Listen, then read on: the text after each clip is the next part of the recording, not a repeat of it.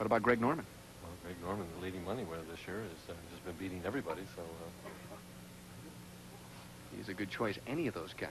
It's just so many guys out there as there are out here anymore that can win at any given time. Great coverage live on ESPN. Let's get back to bowling, though. Fourth frame shot, looking for a double. Watch it, Aulby. If he strikes, he'll smack those hands. And he didn't. Cook was up. And he's saying something distracted him. I don't know whether it's the cameraman or what it is, but he's telling Harry Golden, whatever it was. It could have been a voice from the back, something, I don't know. But something definitely, Aulby never says a word, usually. I think that's one of the keys to his success. He just goes out and bowls. He's the coolest under pressure. And he's been that way since he first won the PBA National right here at the Showboat Lanes when he was 19 years old. Remember who he beat? Yes, he beat Earl Anthony to win that at 19. Oh, my. I'll never forget that because that was one of the first tournaments I worked as the broadcast director for the PBA. And Mike was, what, 19, 20 then? Yeah, I can remember I had my son out for that tournament. And we were watching Mike in qualifying, and my son asked me, he says, well, what do you think of this kid? And I said, well, he doesn't look bad, you know, he looked pretty good. Yeah, when you beat Earl Anthony for a national title, you are doing something right. Steve Cook, in the fifth.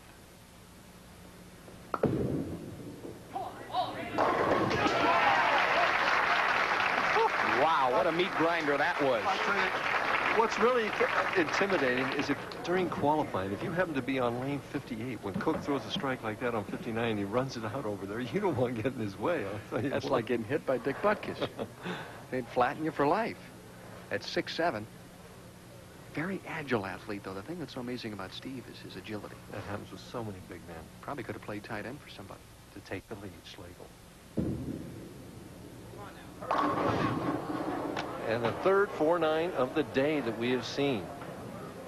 The ball was falling back all the way at the pocket and still left the 4-9.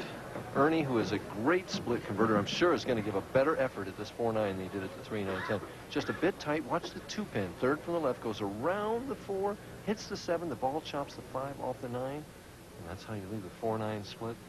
Ernie has to go all out for this. They're down 6 pins already if he makes it. Well, he's one of the most accurate players on the tour. If anybody can make it, Ernie Schegle can. And same thing happened to all three players. Sajek, Pappas, or was it Dickenson? I think it was Dickenson and Schegle. Didn't get over enough to hit that 4-pin thin enough to slide it into the 9. Well, his partner will have to step up now and try and solidify things and strike in the 6th. Hugh Miller with strikes in the 2nd and the 4th thus far in this game. And interesting, Ernie was going along so well, throwing so many strikes, so many balls in the pocket on lane 60, and suddenly 2 splits in a row. Good speed. Good result. Well, it's not his fault. Everyone's been the same for him. What are partners for? You used to cheer yours on, didn't you? Oh, hey, I'd always pick a good horse, I'll tell you. You got to cheer them on, especially when they're throwing strikes. You know, Cook and Aulby leading by 18, could make it 28 should Mike Aulby strike for the first time. And boy, did he strike last year. Set a career earnings record better than 200,000, won 6 titles, PBA Player of the Year, and also a former Rookie of the Year. This kid's done it all. And he had to do well in his last tournament to get over that 200,000 mark. For the double, knocks the 7-pin out of there. He knew it. And there are the Canepa sisters, Tammy and Candy.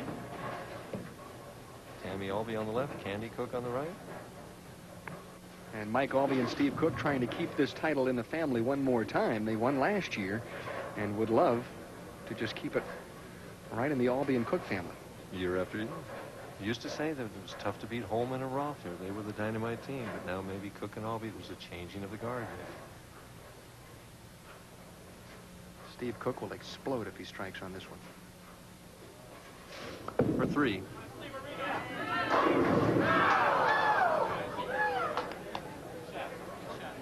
Cook reminds me of Billy Whaley.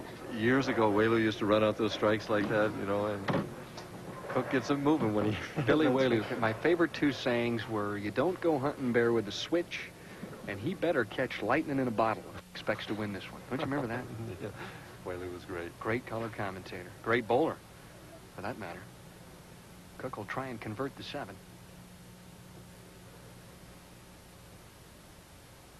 Changes balls to the plastic ball.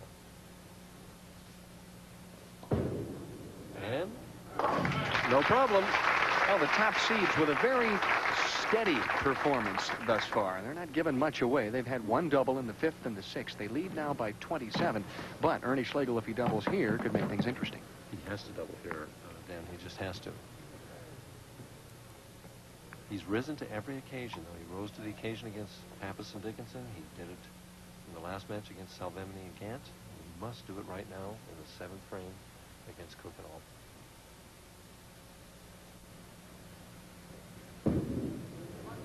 Looks good. Boy, that looked good. And he says something to it. Hands on hips that time as he reacted to the strike.